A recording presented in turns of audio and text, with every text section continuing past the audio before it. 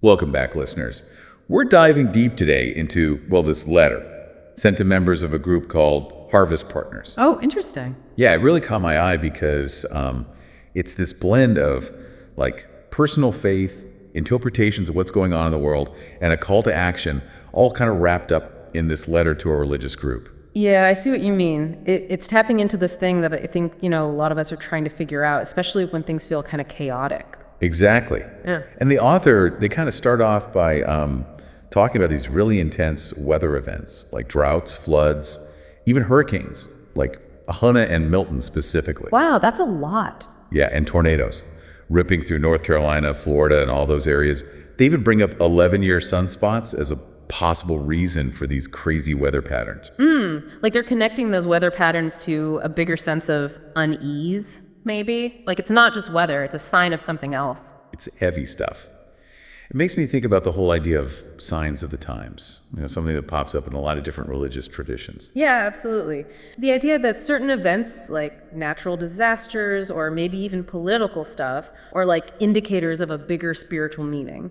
And how people interpret those signs depends a lot on their own beliefs and experiences, right? Totally. Each generation is looking at the world through a different lens. But here's the thing.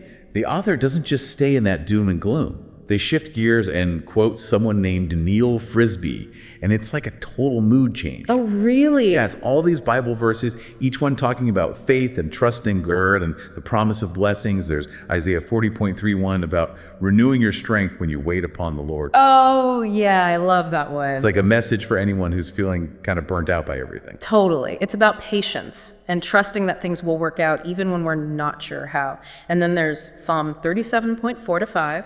Which focuses on finding joy and trusting God's plan for our lives. It's like a double dose of hope.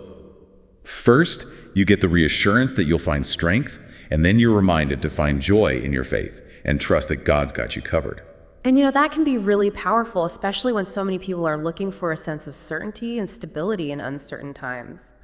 And speaking of stability, did those verses from Psalms 103 and 105 stand out to you too? Definitely, especially Psalm 103.1-5. It's like a whole list of blessings: forgiveness, healing, redemption, love. It makes you want to focus on the good things, even when things are tough. Right. It's a call to gratitude, for sure. And then Psalm 105.37, the one about God providing for his people, saying there wasn't one feeble person among their tribes. That one really stood out in the context of this letter, Okay, so here's where things get interesting. The letter connects that verse to the idea of the elect, those chosen for special blessings and protection. You mean like even if there's judgment happening, the faithful will be taken care of? Exactly. It's a reassurance for this Harvest Partner group. Like saying, hey, look, things might seem rough out there, but if you're one of the faithful, you don't have to worry. It's a classic message of comfort, especially when people are feeling anxious about the future. And then they back it up with Proverbs 3.5-6, advising against relying only on our own understanding and encouraging us to trust God's guidance. Right. It's about surrendering control, believing that even when we don't understand, there's a plan, and it's for our good. That can be really comforting, especially when things feel beyond our control. It is like saying life throws curveballs, but trust in a higher power and you can ride those waves. And then, bam, we hit Mark 11.24, all about believing before seeing. That's such a powerful verse, the idea that our faith can actually shape our reality. Like leap in the net will appear, but in a spiritual sense, you got to have that unshakable faith that what you want is already yours, even if you can't see it yet. And then we have John 15.7 about staying connected to Christ and his words, like drawing strength and guidance from your faith. Precisely. It's about nurturing that connection with God, letting his teachings guide us, and trusting that our prayers will be answered according to his plan. Beautiful. So we've got all these verses about strength, trust, and power of belief. Yeah. What's the message here? Is the author prepping their readers for something specific? It definitely feels like they're trying to instill hope and unwavering faith in this Harvest Partner community, especially given what they see as these troubling times. They're urging their readers to hold on to their beliefs, find comfort in Scripture, and trust that God's got a plan, even when the world feels a bit shaky. Right.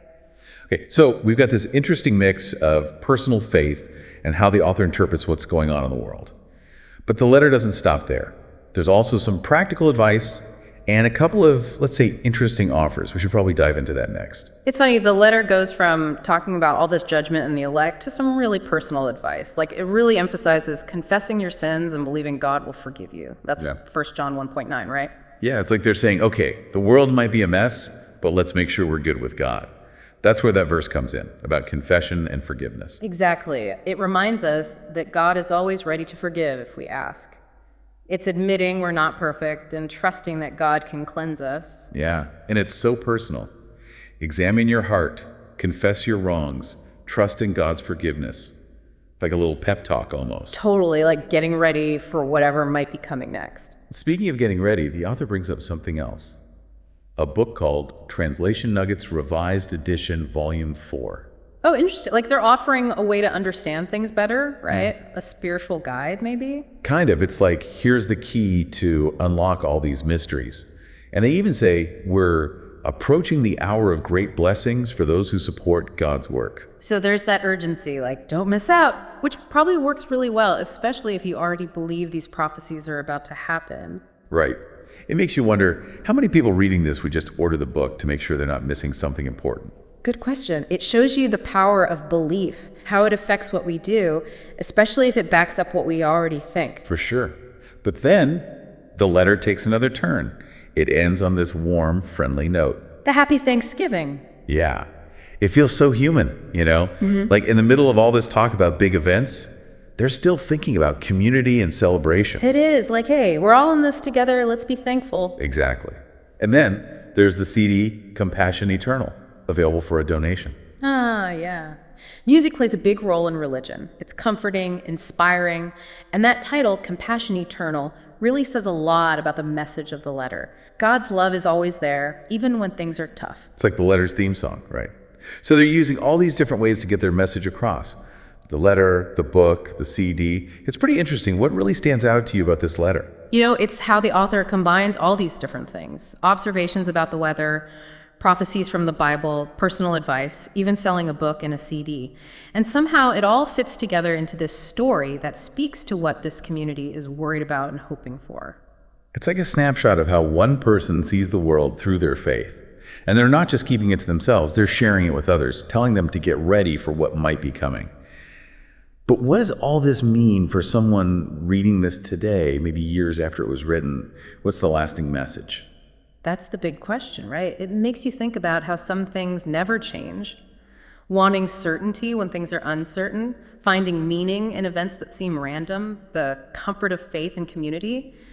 Those things are still relevant today, no matter what you believe. Like we're all searching for that same hope, that belief that there's a bigger plan, even when we feel like things are out of control. Absolutely. And even though the details might be different for everyone, that basic human need for meaning, connection, reassurance, that never goes away. It's something to think about. So we've looked at this letter, talked about its mix of personal faith, how it interprets world events, and that call to action for believers.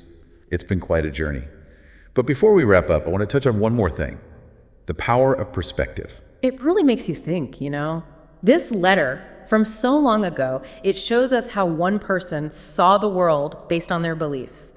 Makes you wonder how someone else with different beliefs would see those same events. Totally. Like we each have our own filter, right? Yeah. Shaped by our experiences, our upbringing, what we read, who we hang out with.